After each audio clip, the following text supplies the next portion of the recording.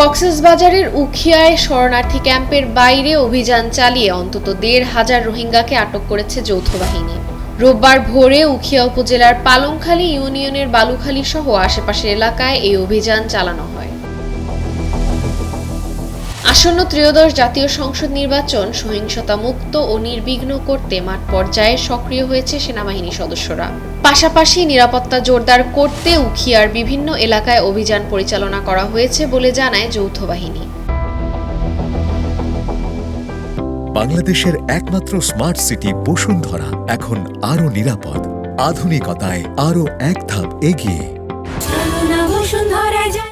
সকালে বালুখালী সহ আশেপাশের এলাকায় অভিযান চালিয়ে ক্যাম্পের বাইরে অবৈধভাবে বসবাস করা অন্তত ১০০০ খানেক রোহিঙ্গাকে আটক করা হয়। তারা ক্যাম্প প্রশাসনের অনুমতি ছাড়াই দীর্ঘদিন ধরে পরিবার নিয়ে সেখানে বসবাস করছিল। যৌথ বাহিনীর সংশ্লিষ্টরা জানান, অভিযান এখনও চলমান রয়েছে। এর আগে চট্টগ্রামের দোহাজারীর বার্মা কলোনি সহ আশেপাশের এলাকায় কয়েক দফা অভিযান চালিয়ে আটক করা হয়েছিল ৫ শতাধিক রোহিঙ্গাকে। পরে তাদের ক্যাম্পে ফেরত পাঠানো হয় বলে নিশ্চিত করেছে সেনাবাহিনী। তাশরিহা আব্দুল্লাহ, ডেইলি সান।